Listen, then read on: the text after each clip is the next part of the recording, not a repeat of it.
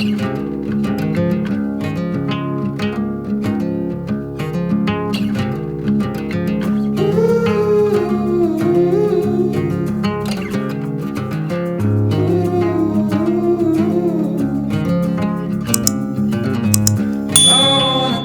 guys, welcome back to the channel. Today I want to talk about something that I actually think is an important skill to have in your repertoire of tricks for your furniture art and your flips and whatnot, and that's faux finishes.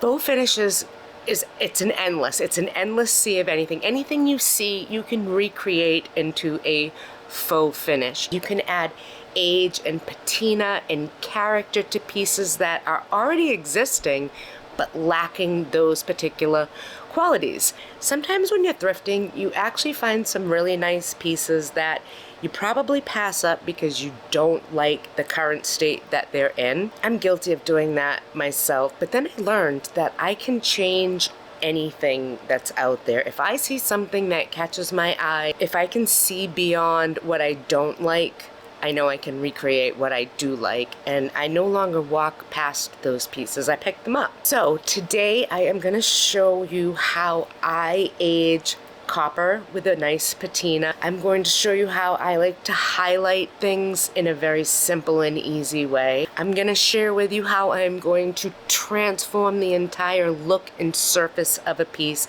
from porcelain into ancient Roman stone. And I am going to give a Birdhouse a makeover to make it look like I plucked it out of nature and put it in my living room, which, by the way, I did not do because that would be kind of slightly gross, I think. So this is a piece of decor, and I picked it up thrifting, and it's just been waiting for something to be done to it, and I didn't really know what, and now I do. First up is my Grecian head planter. Now, these things are very, very on trend. They have been for a while. I'm sick of looking at it like this, and I have an idea on how I want to make it better. When I think of ancient Grecian ruins, I don't think of plaster of Paris. I think more of a stone look. So that's what we're going to create.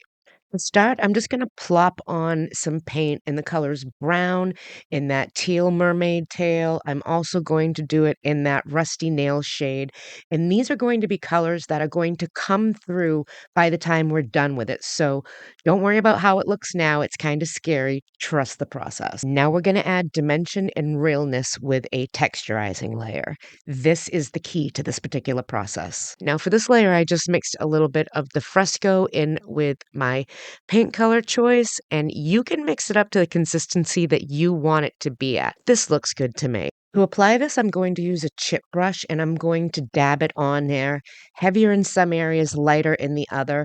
I'm not going for full coverage. I want some of those undercolors to still poke out, and don't forget about the inside. You definitely want to coat that with it as well so that it all blends in together. Once you have it covered with your desired amount, it needs to dry. It has to dry before you can go on to the next layer, but you can speed this up by using a hairdryer, especially if you're impatient like I am. I always use a hairdryer in the studio. Once my layer was cured, I'm going back in with varying shades of gray and even white. I'm going to stipple these colors and blend them all together, and that is what's going to give the realistic stone look. It's a lot of back and forth with your colors, but your eye will tell you when it's done.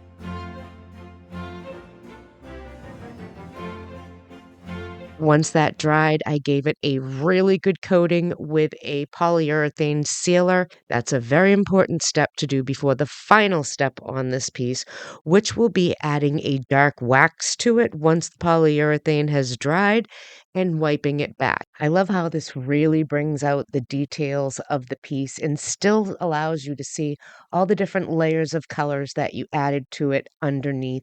I think this came out absolutely amazing. It looks nothing like plaster of Paris anymore, and I love to use this technique. You can use it on so many different things. I transformed this piece from a couple dollar thrift store find to easily something you would pay 80, 90, and even $100 for online from places like Anthropologie and Pottery Barn. I got the look for less. And what do you guys think? Let me know in the comments down below. Do you think it looks like stone?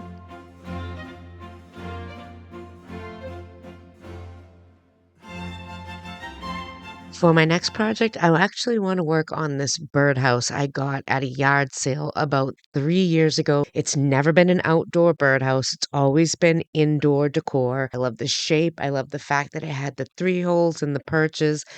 I didn't mind the look of it. It worked for now above the window, but I want it to look more like it was really outside. For this faux finish, I want to age it with nature, just like the birds would and just like time would. To start, I'm just going to give the roof and the perches a fresh coat of black paint. Now I'm going to use my Dixie Belle Rusty Nail Paint color, and I'm going to add some of that Fusion Fresco texturizing agent to it. I want to add some texture to the body of the birdhouse, kind of like it would be just with the weather hitting it here and there. I even went back and added a little texturizing agent to some black paint and added that to the roof as well. Once all the paint dried, I gave it a good coating of my polyurethane spray. I want to make sure that all the surfaces are completely covered and sealed in for the next step, which is going to be adding a little bit more of that dark wax on it and wiping it back and leaving some there. This really lends to the aged look. You can go as heavy or as light as you want. There is no right or wrong. It's what looks good to you, and I think this looks pretty great. I have two different style rolls of decorative metal banding, and I got this crazy idea that using one style, I could actually make like vintage faux copper archways to go over each hole. And then using the other style, I thought I could make this gorgeous aged copper edging at the edge of the roof. And I thought that those two elements would really bring a lot to the design itself, kind of even on the personal level. Like, hey, the birds live here and this is their home. They read Architectural Digest too, you know. It's not just us. I gave all the metal pieces a base coat using my copper paint, and then I went back over them using colors like chocolate brown, a little bit of the rusty nail, a little turquoise, and kind of dabbed, blended, and dry brushed everything together. I also sprayed it with a mist of water because I like the effect that that gives. Kind of softens all the colors in together. Then I'm going to let it sit and completely dry before I get them onto the birdhouse themselves. But this is just another great way of using a faux finish to achieve the finish you want when it's not there. This isn't copper, it's cheap tin from the dollar store, but I'm going to make it look like really aged copper, and this is going to be really beautiful in the end. It's all about the details. Taking my cue from nature itself, I went outside to see what I could find. I wanted specific size branches, I wanted a specific look, and I did find a good variety in the back. So I snipped some off so I would have options. Now I want to apply these branches to the piece itself, but I want it to kind of look like, it would be sitting in a tree and these branches would be coming around it. It just kind of grew around it, if you will. And I'm also going to be using reindeer moss from the dollar store. I'm going to put it on one end. I'll call that the north end because I believe moss only grows on the north side of things. And this is also the only end of the birdhouse you'll actually see while it's up on its shelf in the living room. So I'm going to apply moss up the side, a little on the roof line. I'm going to bring a little bit over the front, definitely over the trellises, over the openings that I created. I even have these tiny little yellow flowers that I'm going to add. And I just want to make this look as authentically aged as possible. I'm really happy with how it looks. I do think it looks like I plucked it right out of a tree and set it up on the shelf. And I love the look. What do you guys think? Do you think I mastered the faux finish of aging it as nature would?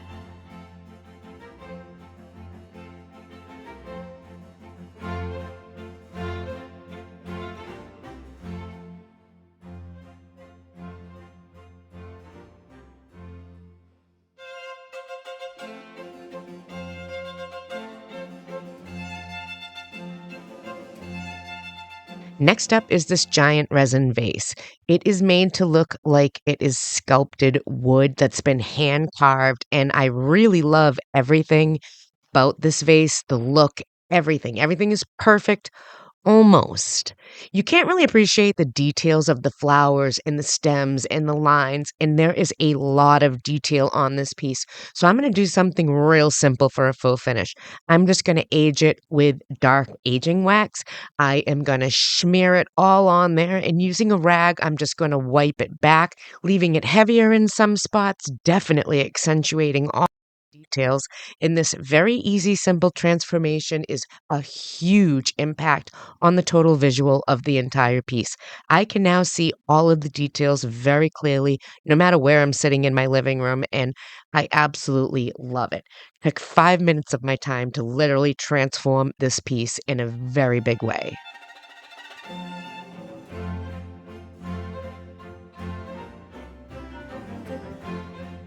Now I'm going to give Buddha an aged copper patina. I like this technique because you're utilizing water naturally to achieve the look that would have achieved naturally through time and sun and water and all of those factors as well. I like using acrylics on this part. These just work so much better with the water. So she looks pretty good now. I do love it. I've had it for so long, but you're gonna look better. You're in for a makeover. Right now, my Buddha looks like he's been sitting inside a monastery for a long time, but I want him to look like he's been outside. So I'm going to start using like the turquoise paint. I'm also going to put some green in there, and using a sponge, I'm just going to start dabbing it on, and then I'm going to spritz it with my water. I want to get it to flow down the piece. What you're seeing happening is exactly what's supposed to happen. The only thing I'm going to do is dab at the drips, and I am going to continue to layer these colors all over the piece. True aged copper is really, really blue and green, and it's a very dull patina. It doesn't shine in nature. I don't want it to shine in my house. So I'm simply going to apply the layers onto this piece where I think it needs it and continue to do so until I get it where I want it. And I want it to look really aged. You can age it as little or as much as you want. For me, I'm going balls to the wall.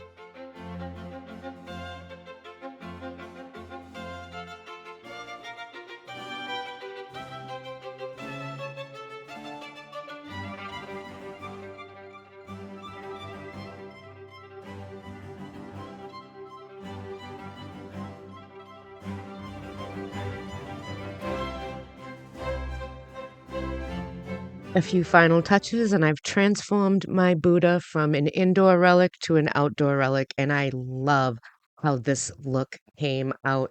I love the aged patina on him. You can now see the details, and this is a standout piece in my living room. He kind of just blended in before.